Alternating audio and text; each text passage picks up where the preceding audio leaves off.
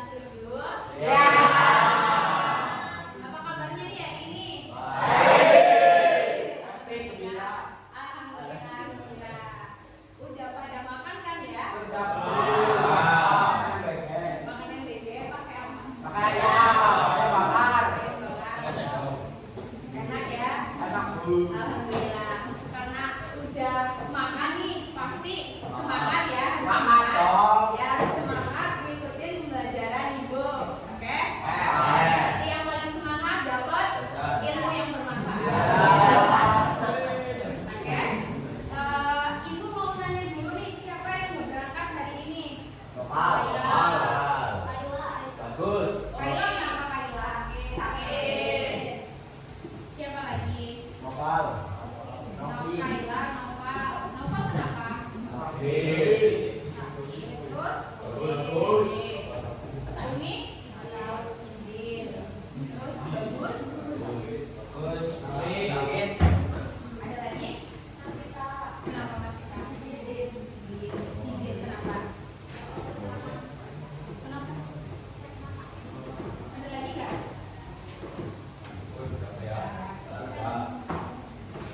Suratnya udah ada yang sakit? Surat izin sakitnya. Oh ya, sampai siap. Oke, baik. Sebelum mulai pembelajaran, siapkan dulu alat tulisnya. Ya. Ya, bersihin. Ambil posisi yang paling nyaman buat belajar biar belajarnya fokus. Ada yang masih ingat nggak kemarin kita sudah belajar materi apa saja? Puisi. Dan tentang apa? Pengertian. Terus ciri-ciri. Terus apa lagi? Jenis puisi. Oke, kita udah belajar itu. Sekarang ada yang tahu tidak mau belajar apa hari ini? Belum tahu. Zenit unsur fisik. Zenit berarti dengerin kemarin Ibu ngomong. Apa aja unsur fisik fisik? Diksi.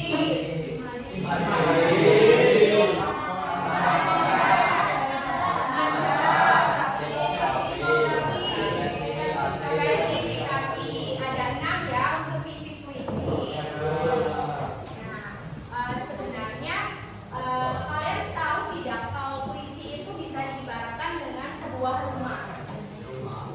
Nah, kalau rumah kan kita bisa lihat dari catnya, bentuknya, jendelanya. Nah, itu semua itu sama dengan puisi. Puisi itu ada diksinya, ada tipografinya, ada unsur-unsur lain yang membangun atau membuat sebuah puisi itu menjadi indah dan menarik. Coba bayangkan kalau rumah tidak ada jendela atau pintunya, pasti akan iya. Nah, begitu juga puisi. Kita memerlukan unsur-unsur untuk memperindah dan memperdalam maknanya. Seperti itu.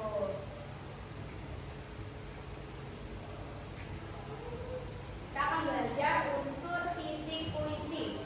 Namun, sebelum itu,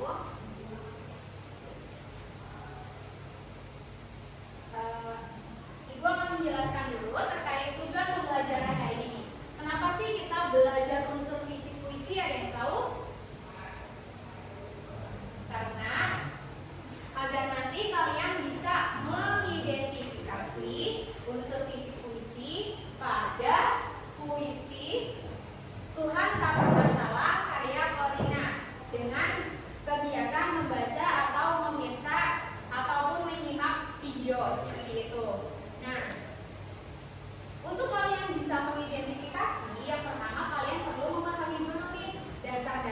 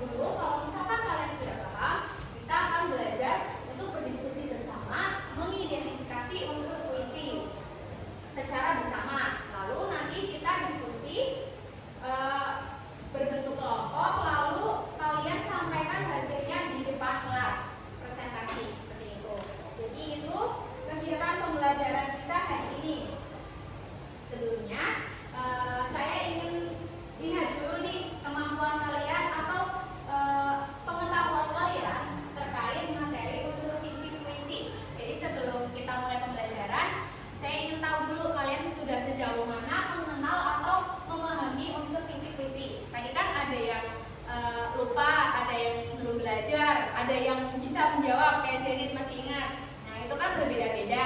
Nah, Ibu ingin tahu kalian sudah seberapa besar pahamnya mengenai unsur fisik puisi. Oleh karena itu, silakan scan barcode pada layar depan. Terus di situ ada beberapa soal, jawab saja sebisa kalian. Tidak perlu bertanya kepada teman karena Ibu ingin mengetahui dari masing-masing individu. Ya. Coba di scan dulu.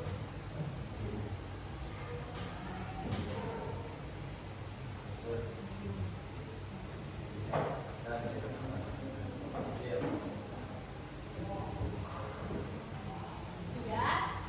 Sudah bisa? Ibu beri waktu sekitar 3 menit ya. Soalnya mudah, pasti kalian bisa.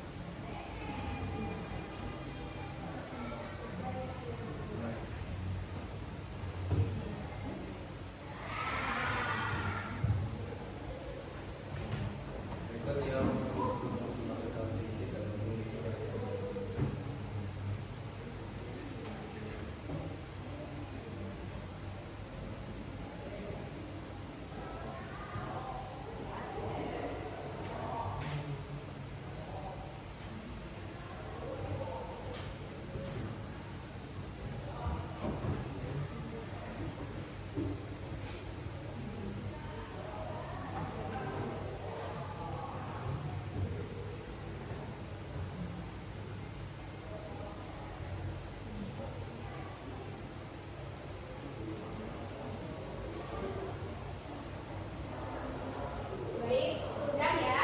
Ini udah ada beberapa yang masuk. Sudah selesai semua? Sudah. Yang belum diselesaikan cepatnya.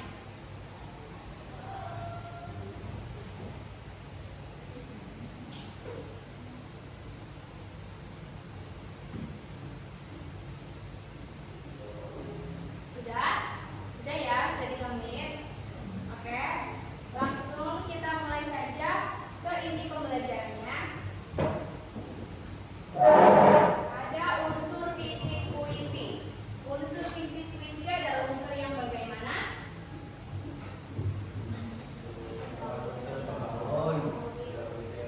Dapat dilihat secara langsung melalui bentuk susunan kata-katanya. Betul. Jadi melihat visualnya ya, melihat bentuknya.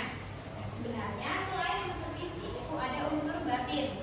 Tapi kita akan bahas di pertemuan selanjutnya.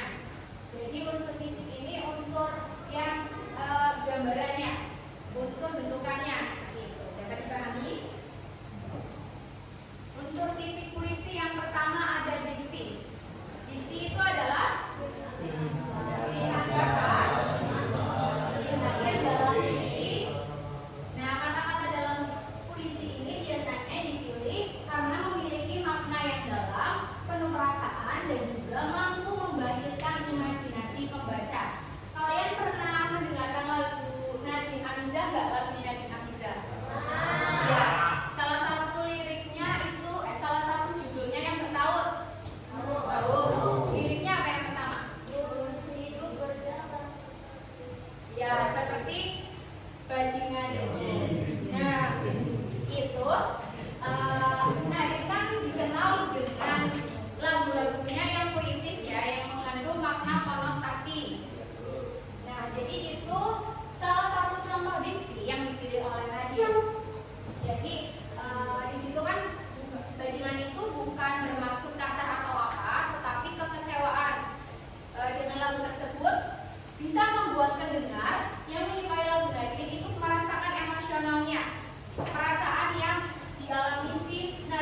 bisa kekecewaan itu karena lagu itu. Karena sering kita lihat ya, sering kita jumpai lagu-lagu itu sering ditemukan pada anak-anak yang nah itu tentang apa lagunya? Ya, betul. Jadi dengan itu kita bisa merasakan seolah-olah ada di posisi ya si tokoh itu. Selanjutnya yang kedua ada unsur imaji. Unsur imaji apa?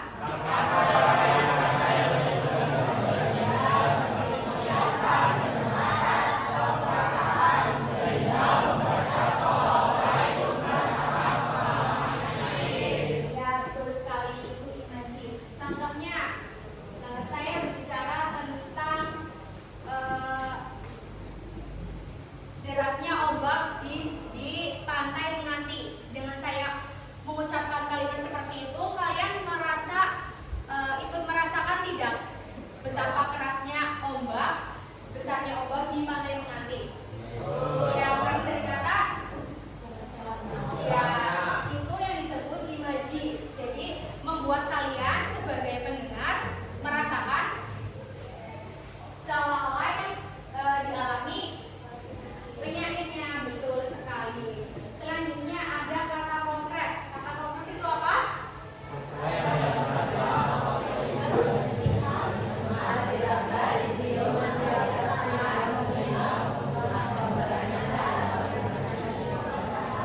Betul sekali. Contohnya apa kata konkret? Contohnya angin, terus ya itu kata konkret. Saya berbicara tentang kursi itu berdiri di pojok sana. Yang termasuk kata konkret yang mana? Kursi, ya betul. Kursi yang dapat kita lihat menggunakan mata kita. Selanjutnya yang keempat ada majas. Majas adalah gaya bahasa yang digunakan untuk memperindah dan juga memperdalam makna dalam puisi. Majas ini berbagai macam. Saya menyebutkan beberapa saja. Ada metafora, simile, personifikasi, hiperbola, dan ironi. Yang pertama kita bahas dulu metafora. Metafora itu majas perbandingan, namun tidak secara gamblang atau secara langsung menyebutkan kata pembanding atau kata penghubung. Nah, berbeda sama majas simile. Kalau majas simile itu majas yang menggunakan kata pembanding atau penghubung. Kayak misalkan apa? Ya, yang ada kata ibarat, bagaikan, bab. Ya, betul sekali. Itu salah satu contoh dari majas simile. Perbandingan yang menyebutkan kata hubungnya, yang ada kata ibarat, bagaikan. Nah, itu menjadi pembeda atau karakteristik yang membedakan majas metafora dengan simile. Selanjutnya ada personifikasi. Ini adalah majas yang membuat benda mati seolah-olah terasa hidup. Ya, kayak misalkan hewan, tumbuhan, atau benda lain itu dibuat seakan-akan seperti manusia, yang memiliki perilaku seperti manusia. Misalkan pulpen itu bergoyang di atas kertas. Kan pulpen tidak mungkin bergoyang karena tidak memiliki nyawa. Tapi dengan majas ini digambarkan seolah-olah memiliki nyawa. Itulah majas untuk memperindah puisi. Yang terakhir, yang selanjutnya ada hiperbola. Hiperbola itu majas yang melebih-lebihkan. Ya, kayak misalkan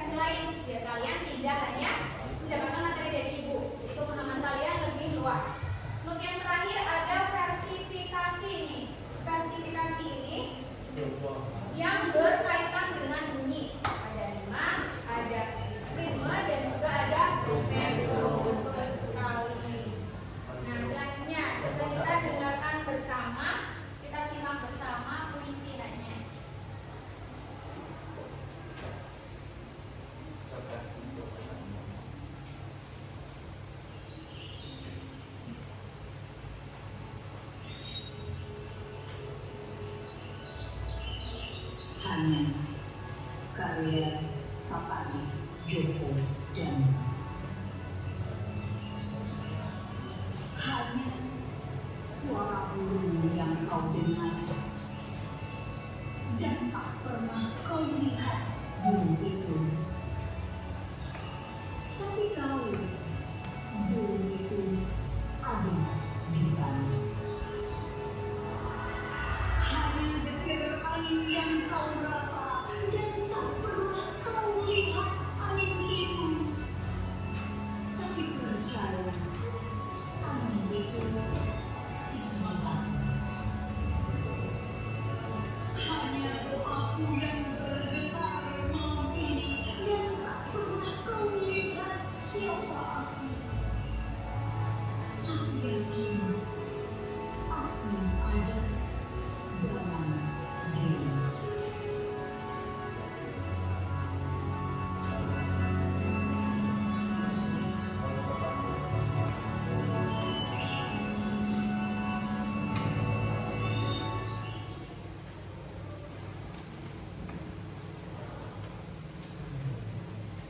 Baik, tadi video puisi yang berjudul Hanya Karya Sapadi Djoko Damono. Betul sekali. Coba sekarang kita identifikasi secara bersama-sama nih unsur-unsur fisik puisi Hanya Karya Sapadi Djoko Damono. Yang pertama ada unsur apa? Diksi. Diksinya apa kira-kira di situ? Suara burung. Doa. Suara angin. Terus apa lagi? Ada lagi tidak?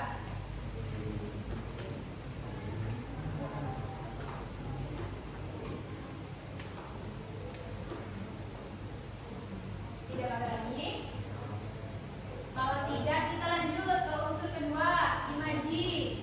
Imajinya di situ menggunakan imaji apa? Coba. Hanya suara burung yang kau dengar. Pendengaran atau auditori. Terus selanjutnya. Dan tak pernah kau lihat burung itu. Penglihatan. Terus apa lagi? Hanya desir angin. Itu apa? Perasaan atau perabaan? Perasaan atau perabaan? Perabaan. Ya, betul sekali. Lanjut. Dan tak pernah kau lihat angin itu. Penglihatan visual. Penglihatan visual, betul. Apalagi?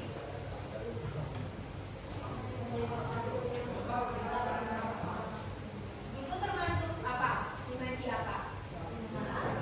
Pendengaran ya. Karena kita mendengarkan suara getaran doa. Seperti itu. Terus apa lagi? Itu majaz apa? Imaji apa? Penglihatan. Itu jelas karena ada kata Oh betul iya. sekali. Selanjutnya kata konkret. Apa kata konkretnya? Angin. Apalagi? Suara burung. Kalau suara burung memunculkan imaji apa lagi? Ya, betul. Ada lagi? Kata konkretnya ada lagi? Ya.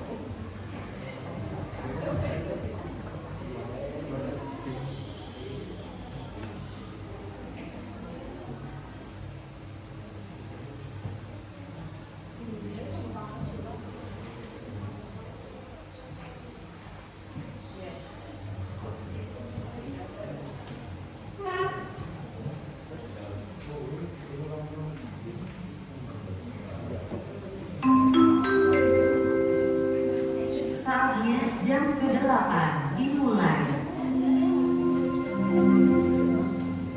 It's time to begin the 8th lesson.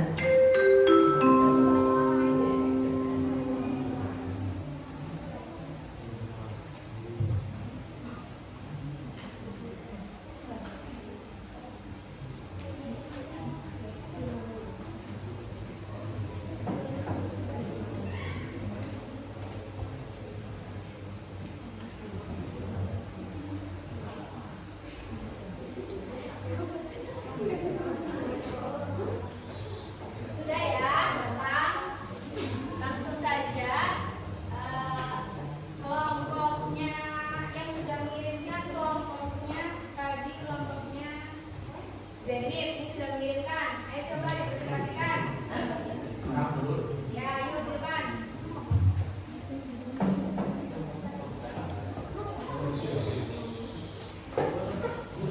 Iya, segera. Dibaca poin-poinnya saja ya. Langsung saja. Yang pertama di sini ada apa aja?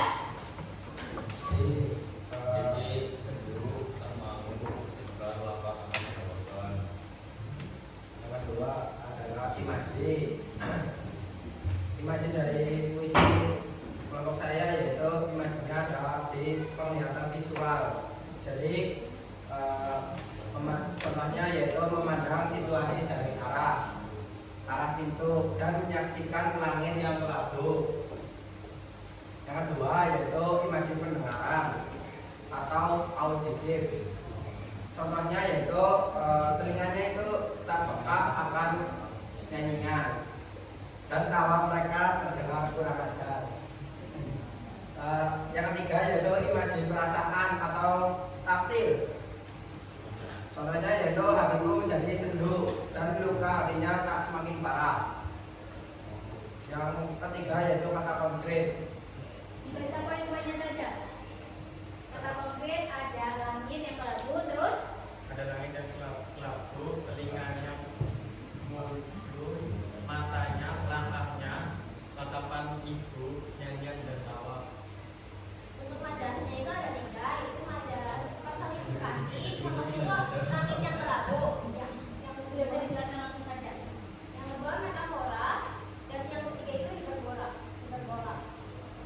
Untuk tipografi, puisi terdiri dari 7 bait dengan masing-masing 4 tarik yang simetris dan sejajar menggunakan huruf kapital pada baris pertama. Struktur bait dan baris pendek tidak berbentuk paragraf padat melainkan penjelasan dan bukti. Terus yang terakhir versifikasi. Bait 1 ada Bait 1 ada termamu, bait 2 lagu, bait 2 Tuhan, bait 3 nyanyian, bait 4 wajar, bait 5 tanggapanmu, bait 6 berbeda. Terus irama, kalimat pendek dan lembut menimbulkan suasana tenang dan reflektif. Ya, itu hasil dari identifikasi kelompoknya Zaid. Kita berikan kita langsung bisa duduk ke tempat duduknya masing-masing lagi. Sini tetap seperti sini saja. Yuk, duduk.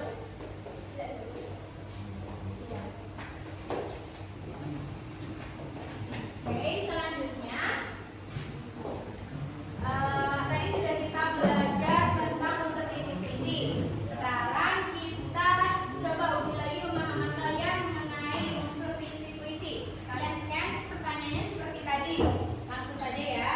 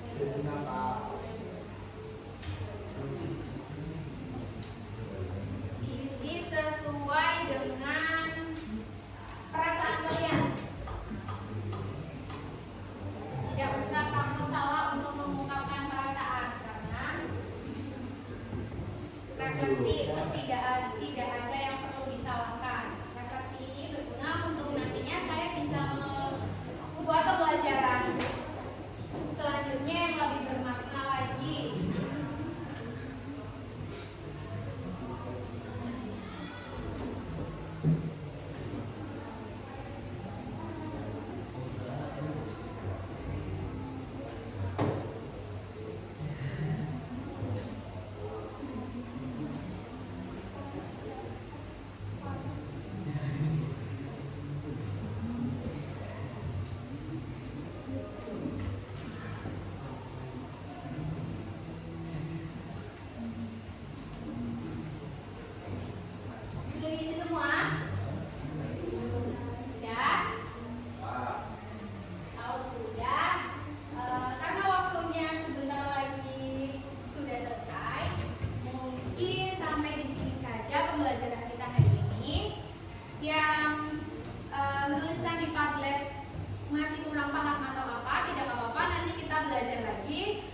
karena dengan belajar kita bisa memiliki pengetahuan yang luas. Jadi jangan takut salah juga, nggak apa-apa. Yang tadi menjawabnya masih ragu-ragu, tidak apa-apa, tidak usah takut salah karena tidak ada yang menyalahkan. Karena dari kesalahan kita bisa memperbaiki dan menjadi yang lebih baik. Betul sekali. Terus materi ini juga nanti akan Ibu bagikan melalui grup WhatsApp. Kalau tidak, Ibu bagikan ke ketua kelasnya untuk kalian belajar lagi di rumah. Gitu. Ada pertanyaan? Ibu memberitahukan untuk pertemuan selanjutnya kita akan belajar tentang unsur bagian puisi, lalu dilanjutkan dengan membuat puisi dari Ali Wahana cerpen. Jadi kalian baca dulu cerpen, terus kalian cari-cari, kalian cari referensi mengenai pengertiannya. Nanti kita coba belajar mengubah cerpen menjadi puisi. Betul sekali.